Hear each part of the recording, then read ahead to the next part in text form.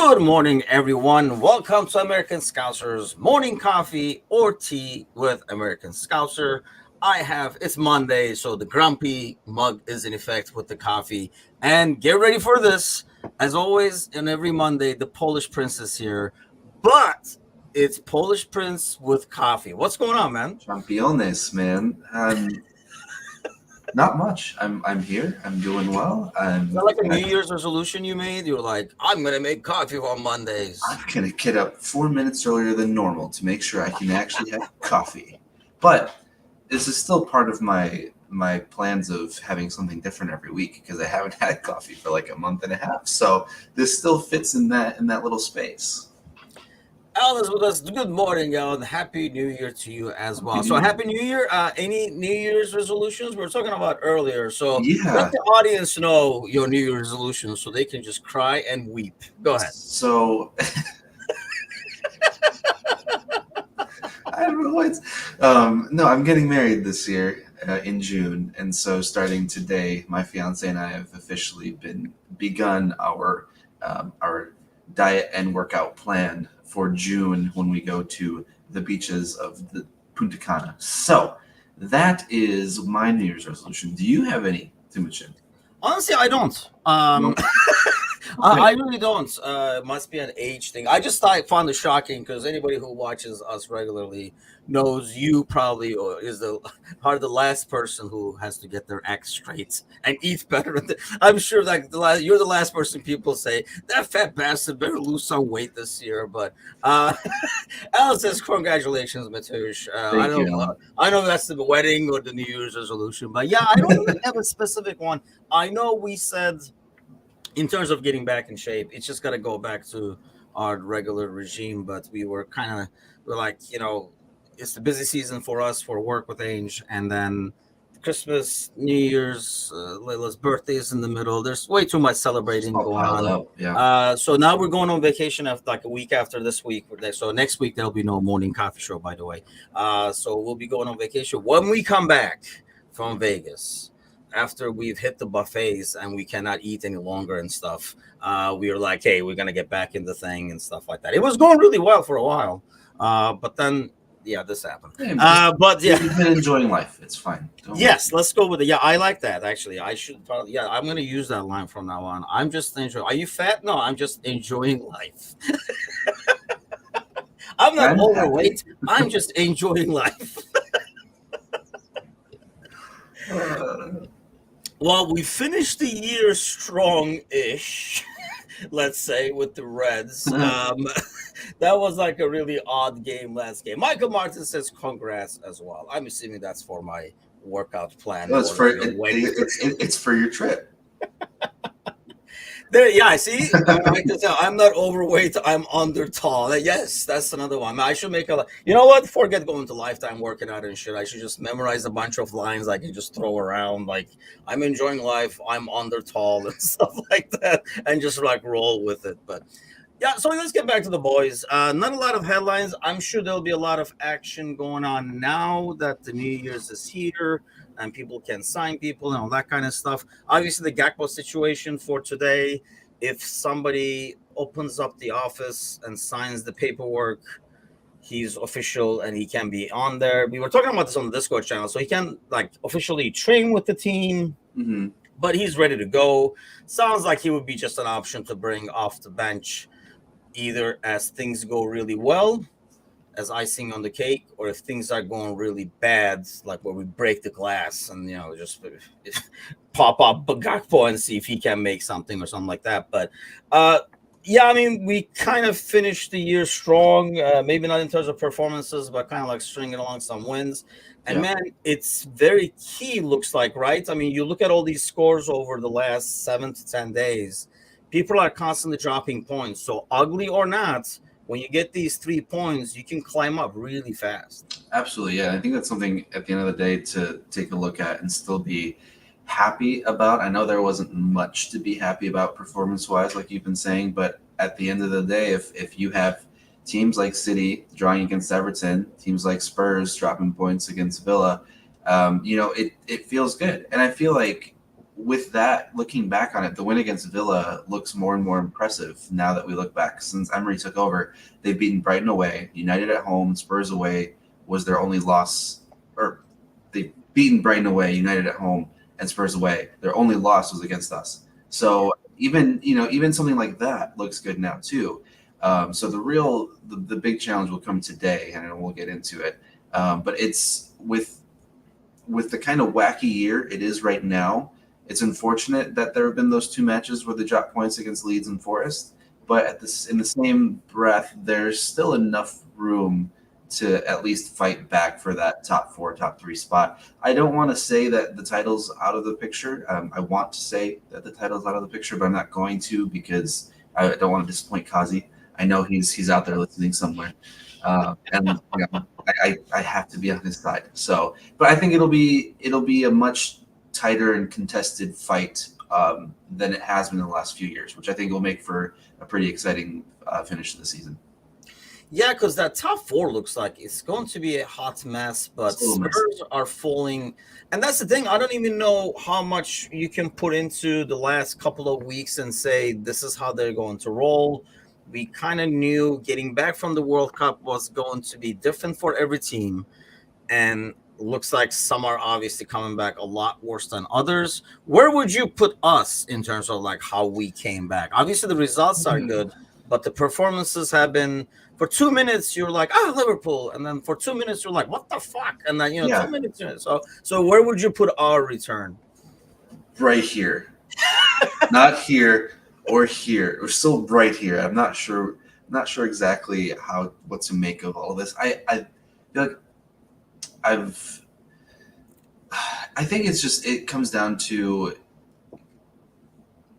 with the break, it's almost like we had to go through another little brief preseason with some of these matches just to get everyone back into fitness, back into match fitness. And I feel like after today, given that this is the third match in fourth match in like 14 days or something like that. After this, kind of maybe we'll see where we are exactly at and then go from there. So I think I just put them right in the middle. I'm not really impressed, but I'm not disappointed either because they've been able to pull out results while other clubs haven't. So, and that's the thing though. Like if the results weren't there, I think we would probably be in a full-blown panic mode because the performances, like I said, you get little glimpses. I thought the Villa game started out really good at least. And that's my concern, I guess, we wear down and there's not as much quality coming off the bench and the rotation is not. And obviously, I mean, we couldn't even muster a front three the last, 3 games now. And we're just like playing basically attacking midfielders on the wing.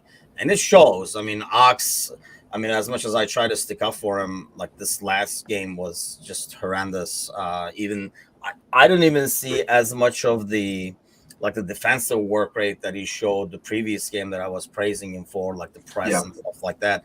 So I think if and when we can finally start, when Gakpo comes back, I think hopefully Bobby is back today. Actually, at least all signs are pointing that way. So you can have Bobby in the middle, and you can always put Nunez on the left. At least I think when we have an attacking force of 3 up top, we're a lot more dangerous. It just felt like we were probably a bit easier to defend because you didn't have to worry about as much.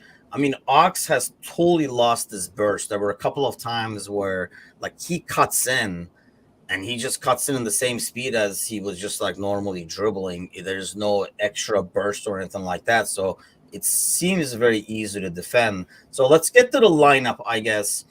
With all these games that are kind of like coming up and obviously what we played, some of these guys coming back. So what do you expect to see in terms of a lineup here? I was really hoping Brentford would be without Ivan Toney, which he might not start. I think I couldn't tell. It was very quick in terms of it's not as bad. Like, I mean, I don't understand how you get stretchered off and then just like hop around the next second, but it wasn't as bad as they feared. I thought that was the only good thing to take away in a way. And I thought actually he was like, I'm not suspended, I'm hurt. Just how he was kind of like going do this to me. Look, I'm on a stretcher. I can't bet from here. Yeah, that's what I thought it was going to be more like. I'm like, oh, he's going to get suspended anyway. He's kind of like using it on his way out. So it's like, oh, I was hurt anyway, kind of a deal. But so what do you expect to see, I guess, from us? Because this is a big test, and the next game up is Saturday. So I guess rotation does not come into play as much. Yeah, And mind you, there's that's the FA Cup game. So we can definitely rotate even more than normal. So it feels like this is the game that we would focus on. Yeah, I feel like if you can go full strength here, you go full strength. So if Fabinho is back, he has to be in that CDM role.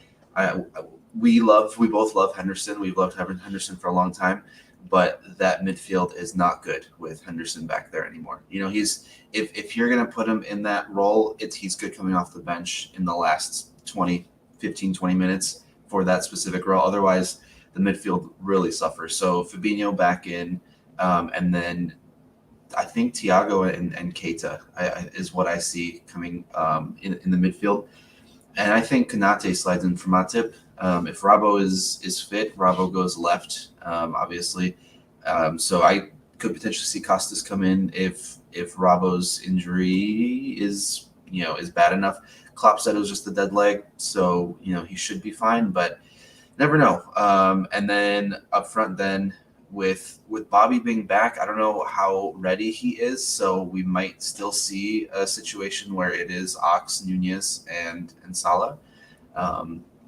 So I think that's how I'll go, and then Bobby could come on later, and they could switch back to Nunez on the left and Bobby down the middle. So. Yeah, I mean that's the left side kind of concerns me, especially if Robo is not playing. I do like Costas, but I almost feel like he's too. And this is probably not fair. This is more like an opinion I have or what I observe, but he's more about wanting to go up. Reminds me of a little bit of a Moreno at times, where he's so eager to, or like over exuberance or whatever you want to call it, in terms of going up, moving up and stuff like that, and doesn't pick his spots as much. When he can go, he goes, and he can leave spaces behind him. I mean, he did it a couple of times this last game after he came in.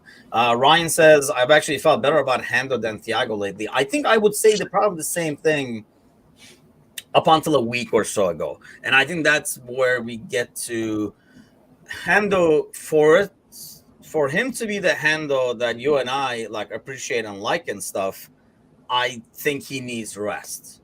He cannot be the Hendo we want him to be when he has tired legs. And I think he kind of like whatever he has in the legs, he still puts into running and the defensive work. So when he gets the ball, man, it's just like he was really bad last game. I have to say, like every pass, nobody looked great, I would say, but he was way off in midfield. And I think when he can switch the ball and he can like move and control midfield for us, Thiago is nice to have when we're building something.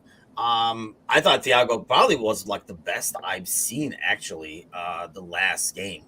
But that could be skewed because the rest of the midfield looks so like horrid. And I know in comparison, that's not. Yeah, I guess that's not Hendo's like original position. So I don't know. That kind of like throws them off a little bit too. But so you said Keita.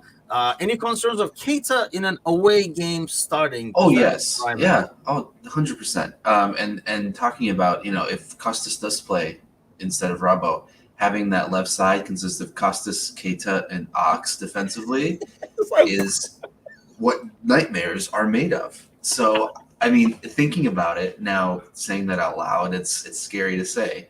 But I think because of match fitness, that just might be where he needs to. What you need to do right now is have Keita in alongside Hendo and Thiago, Fabinho and Thiago. So not necessarily the midfield I want to see, but the midfield I think we will have to see. Yeah, I mean, you got to figure Brentford is just as tired. Normally you would say, hey, we have more of an edge, deeper squad and stuff, but not at the current moment. I mean, we're basically getting every minute we can out of it. Alan says Keita should enter the pitch with his own medical kits. I mean, hey, you never know, because I honestly thought last game was definitely a better game for Keita going against Leicester, who can't build from the back, that counter pressing and stuff like that. I mean, we saw how shaky they are in that back line, and how bad is Çağlar Soyuncu? That's not doesn't bode well for the Turkish national team when the dude can't even. It was like Faye looks like if you got Çağlar from like freaking Wish.com. But yeah, if Çağlar Soyuncu can't freaking get on the fields after that performance, God forbid how bad he is, I guess. But Michael says the midfield on this due to a late sub cannot have any combination of two of these three players at the same time. Hendo, Thiago, Milner. See, I'm normally fine. Like we did, I thought really well with the Hendo, Thiago, Fab midfield. Yeah. But you need definitely Fab in the equation if you're going to have like those two. And you need the rested Hendo, I think it goes back to, because otherwise you get this Hendo that you're not, it's becomes more of a liability than a positive in midfield. So like going back to Brentford, they play the game as well on Friday. So everybody's pretty much on the same boat in terms of like having tired legs. But home, they are a dangerous team. How concerned? I mean, does it affect you right now? Like if we're home and away, I know in the past where it felt like we're home, it should be like a 3 points kind of a thing. That's kind of obviously gone out the door in the recent months or whatever. But is that an extra level of concern that the game is away? I think so, because last time that we played away at Brentford, excuse me, Liverpool, they drew 3-3, right? And this year, the only club that's beaten Brentford at Brentford has been Arsenal. So they've been really good at home. And so in Arsenal is the team that we lost to. So it's one of those things where I am not feeling great about this game at all, actually. Coming off of the back of that Leicester performance with how good Brentford can be at home, I don't know how excited I can be with this match coming up, considering the match fitness of a lot of players as well. So in a perfect world, in an ideal world, I'd love to say I'd sit here and we could watch it 2-0, 3-1 kind of deal and be happy. I mean, I almost feel like we drop points here. Maybe a draw. I don't think we lose, but I'm going to be the pessimist today. I feel like it's going to be one of those heart-wrenching 1-1 in the 89th minute. Tony gets off his phone, makes the bet that Brentford's going to win by the 92nd minute, hits the winner, and that's it. So that's stands. There's like submits. Yeah, I mean that's another thing, man. Like you're the fantasy guy. I thought this guy was gonna be gone. I'm pretty sure I had him on the team and I like dropped him because I'm like, oh, he's gonna be gone. So let's get him out of the way while we're doing this switch and stuff. And he's alive and kicking and scoring a ton of goals. And that's the thing. In a normal week, in a normal world, I feel like as much as Brentford relies on him, they would not risk it. Like a guy who got stretchered off, I'm kind of good. You know what? Let's play it safe over here because we need you for the long run. Right now, it feels like, dude, you're gone any minutes. So let's milk what we can out of you. So I almost feel like if he can start, he probably will start. And I worry about that, especially knowing our back line, especially if we have Costas back there. Yeah, I think that's where Konate can do a good job, is between him and Van Dijk kind of physically pushing Tony around a little bit. You know, I think they're both big enough and quick enough to play against Tony. And so I think a lot of that work is going to come from, especially Konate, I think, on that right side. Yeah, that's a good kind of point, actually, because I feel like I love Matip, and I still think at home Matip is probably our better center back against teams that are going to like set the low block and sit back and defend it stuff. But in games like this, I think it's great to have Konate out there because teams can't focus on that side of defense. And I think that's why Trent struggles as well at times, where they're not going to go at Van Dijk as much. So put the big guy by Matip and see what you can do. And that's probably, you would think, what they will do. If Liverpool plans to add a midfield in January, a player like Caicedo seems to fit the bill right now. Fit the bill as in, I think, in terms of type of player, but I don't know. The prices are all over the place, and I don't know which prices to believe. Obviously, everybody's asking price is going to be ridiculous. I think the situation we find ourselves in, Mateusz, is the fact that everybody knows we need a midfielder. So similar to what happens with United all the time, where they miss out on people. So the last guy they have on their list, they get like fleeced for because the other team knows, kind of like they did with Anthony, for example, where they pay probably like 30% more than they should. I'm almost afraid that we're in the same situation when it comes to midfield. And FSG is not the kind of ownership that is going to take that hit and pay 30% more. They're going to say it's just a stupid business decision. We're not going to do it, which I guess in some ways, I know it's not my money or whatever, and it's not anybody's money except theirs, but I kind of almost agree because overpaying for something doesn't make a lot of sense. Yeah, because you don't. If you have, look, if you have, if this is the player you really want, that extra 30% in the grand scheme of things actually won't mean much, right?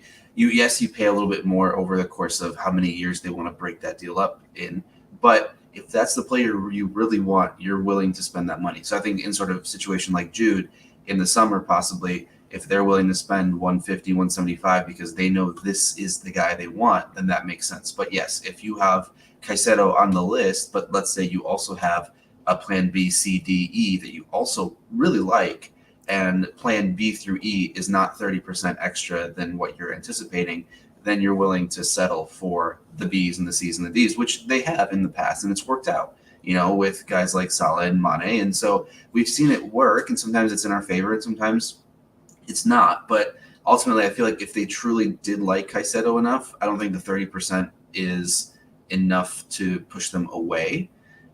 Because at the end of the day, like you said, it is a business decision. They're looking at it not just from players on the pitch. They have to look at it from a financial standpoint and go, if we have to spend, let's say his asking price was 60 million. If we have to spend 78 for him, is that worth it? Does he make enough of a dent in on the pitch to make that deal worth it over time? And if it doesn't, then you don't do it. So See, I feel for Bellingham that would. Do you think like a guy like Caicedo would be worth that, paying the extra to bring him in? Not in terms of just the player, not for the need, because yeah, obviously we know the need, but you think for the player himself, would it be worth paying over the top for?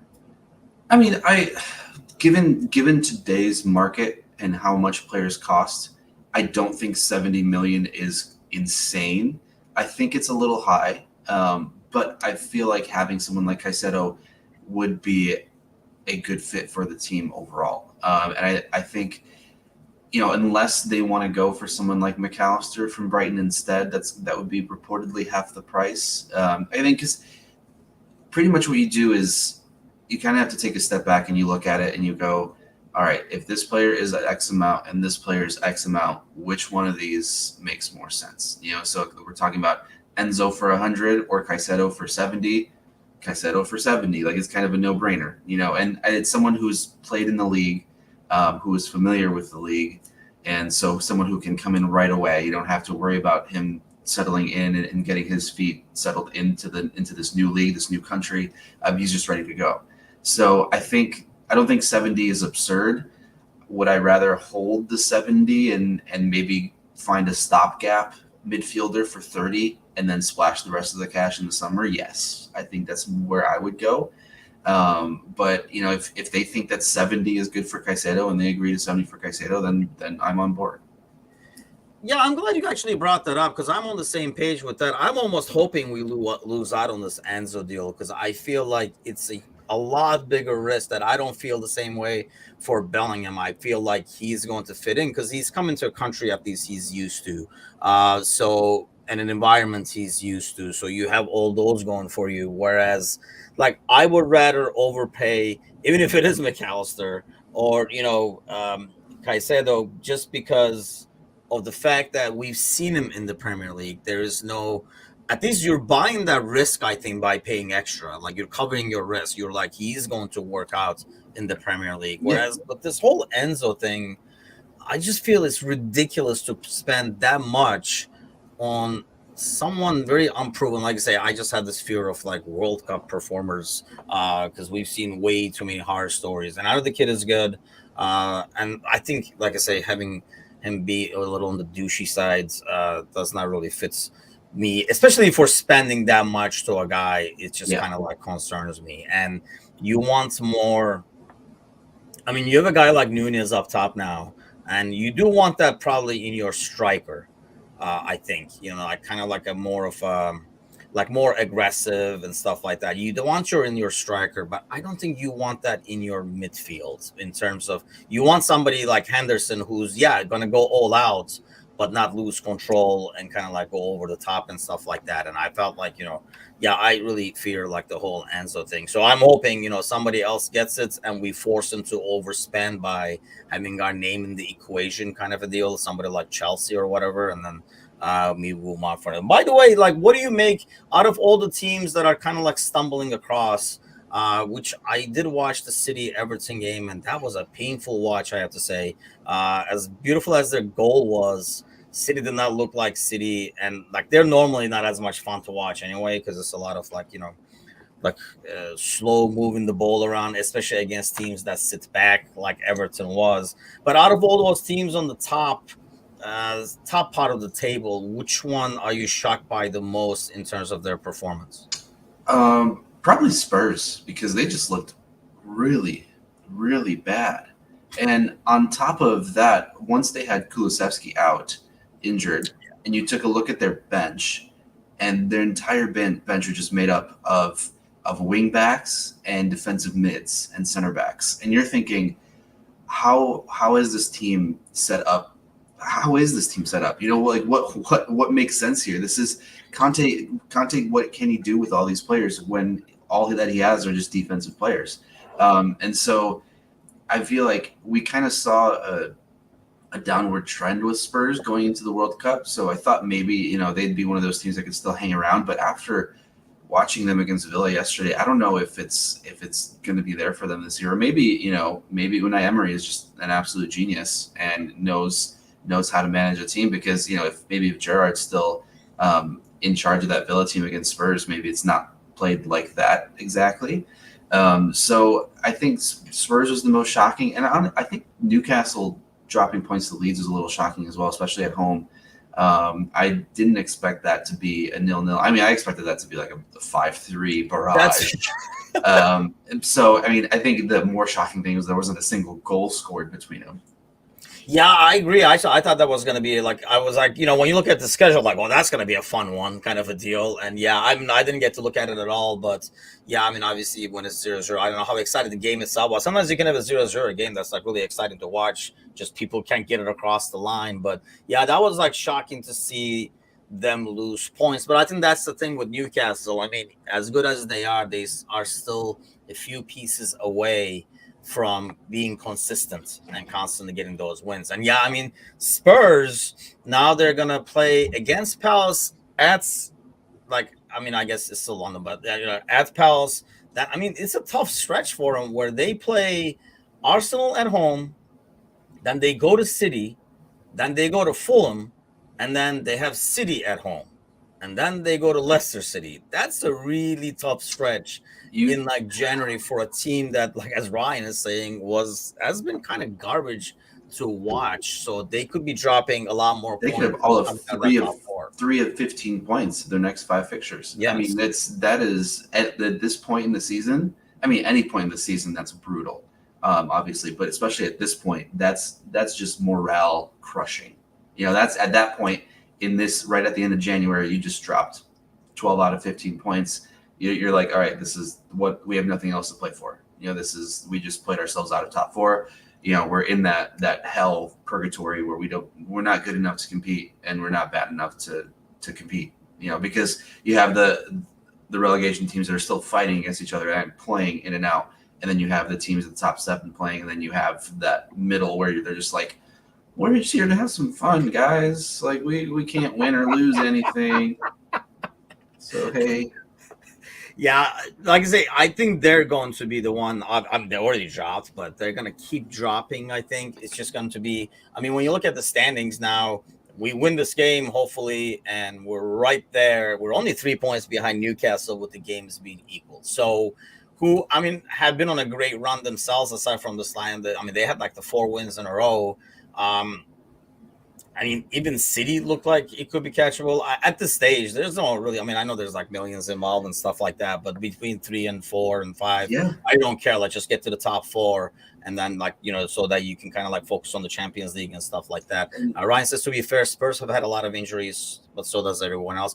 And that's the thing. You can say the same about us. I think I find ourselves I think that's a fair point. And sympathizing. so does everyone else. When it's Spurs, we're like, I mean, yeah, they have a lot of injuries, but we don't never say that about ourselves. We kind of blame ourselves and say, oh, we don't have the depth when we have injuries. And when it's Spurs, because I think you're right. Like, you look at the bench, they definitely have depth in certain areas. Because that's a Conte thing, right? Like defensive midfielder and wing backs. It's supposed like you can never have enough, and so they have a huge depth there. Even though there are injuries in those spots too, but elsewhere. And honestly, yeah, like people they've spent money on have been out, which is kind of like a huge ordeal. I mean, but if you looked at any other team, they're similar to us. Where I mean, we're still missing Diaz and Jota, who is a guaranteed starter in pretty much any team in the Premier League. So, and a huge piece, especially Diaz on the left over there, is like sorely missed. But quick prediction time for today. You already painted a doom and gloom picture, but give me a score. I mean, I feel the same way, but that's how I normally roll. So I painted doom and gloom, but then I remembered that City still has to play Arsenal twice. So I think if I'm actually going to go with big result here because a big win here. City and Arsenal drawing twice against each other, both of them dropping 4 points each.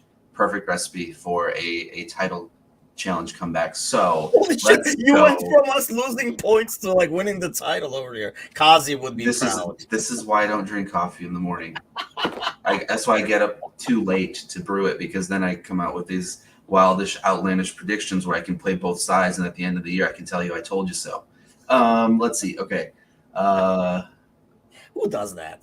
Alan says 1-2. That's the one I was going to go with. Not a fun one, but let's hope it's a more comfortable-ish 2-1 if there's such a thing. Let's go 3-2. I won't tell you who's who. Okay.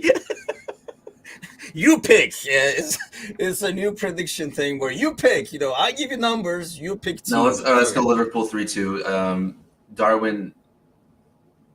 Darwin quiets some of these annoying people and puts 2 in the back of the net. Salah has 1, and that's what I'm going for. I can go with that. I mean, a 3-point would be, like I said, damn the performance. I know we normally say this in like April and May or so, right? You're like, performances don't matter. You just get to get the results kind of a thing. I'm already in that mode. Just get the 3 points, because we've had some games where we played well and we didn't get jack out of it. So might as well. I don't care how we play. Let's get the 3 points. Let's keep going. Because, I mean, meanwhile, we've been able to do 4 in a row. And you look at the top 4, apart from Arsenal, heck, I mean, you look at the top freaking... Apart from Arsenal, we're the only team, I think, that has like won the last 4. And apart from us and Newcastle and Arsenal, really 4 out of 5 are only those teams right there. So let's freaking get another 3 points, move towards the top a little bit. We will be 5th and go above Tottenham if we win today. Mm-hmm. And we'll be right on the tails of like United and Newcastle, which kind of, I think it seemed like Newcastle, especially, and I guess United as well, but under pressure, they're going to perform worse than rise to the moment, I feel like, based on how these teams are formed. So let's get the pressure on them by getting 3 points, 2-1, 3-2. Pick your own team, pick your own score, as long as we get the 3 points. Well, let's hope we do. We'll be back tonight with Gally and Bickler, speaking of people full of sunshine, and hopefully we'll be talking about a win. Otherwise, I might just not show up. But we'll be live at our usual time, 8 o'clock Eastern. Join us then. See you guys. Take care. And, yeah, make your New Year's resolution and get in shape, people. or don't just get in there. Yeah, there's nothing wrong with you. Yeah, with over tall or under tall. Take care, everybody. See you guys tonight.